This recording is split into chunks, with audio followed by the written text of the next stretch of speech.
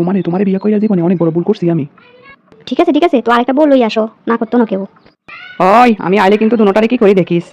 হে বিকাশা এদিকে আয়। কিসে?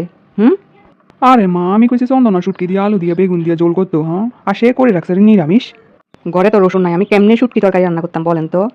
ওই তোমরা যদি এখনই এমন ঝগড়া করো, বাকি দিন চলবো কেমনে? কেমনে চলবো? আমি বাবার বাড়ির যামুগা। ওই এই দুর্গা পূজার আগে যদি নাতিন না পাই, হ্যাঁ, নাতিন বানাইতে যদি না পারি তাহলে ঠিক বাপের বাড়ি যাওয়ামো। ও বন্ধু। বিজয় দেখি তোর মা বাবা বালা নি? জি বালা। কবে আইসোস বাড়িত? এই তো 2-1 দিন হইতাছে, আবার যামুগা বেঙ্গালুর। ও এটা কে বৌদি? ভাই তোর বিয়েতে আইটেম পারছি না, কত মিস করছি রে দোস্ত। বৌদি কেমন আছেন? ভালো, আপনি কেমন আছেন ভাই? তো বিয়ে শাদী কিছু করতি না? কর্মই তো মাইয়া পাই, কিন্তু আমার পছন্দ মতো পাই না, তার জন্যই। বৌমা তোমার দেওয়ারে চা পান দাও। ভাই এত সুন্দর মাইয়া করতে গেছে ওটাইলি রে? এই তো এমনি। এই নেন ভাই চা। বন্ধু আজকে আবার আইয়া গেছি তোকে বাড়িত। আরে দোস্ত আয় আয় আয়। আরে ভাই স্বর্ণ গয়না কি কম আনছিনি? এত স্বর্ণ গয়না আনছে যে বইয়ে একদম ফিনবো পা থেকে মাথা পর্যন্ত। আমি খুঁজা পাই, কিন্তু আমার পছন্দ হয় না, একটা মনের মতো হয় না। বেটা কি করবো কো? বৌদি আমার মোবাইলটা একটু দেন তো, আমার মোবাইলটা খুঁজে পাইতেছি না, কি পকেটে রাখছি না কই রাখছি। আরে আমারটা নেস না।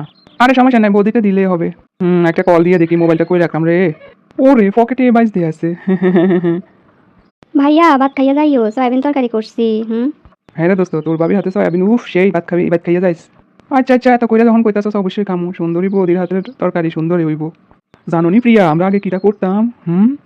স্কুলের ভিতরে আমি আর হেতে আসছিলাম বেস্ট ফ্রেন্ড। আমি যেটা করতাম হেতেও সেটা করতো। আমি যদি একটা কলম কিনি, হেতেও একটা সেম কলম কিনতো। আমার যা লাগে হেতেরও তা লাগতো। ভাইয়া তাই তোমার বিয়ে কই কবে খামু? ভাবতাছি তো তোমারে উড়াইয়া লইয়া যামু। দূর কি যে কও। হ্যাঁ রে দোস্ত, এটা দিতাম হাঁটতাম না, এটা দিতাম হাঁটতাম না।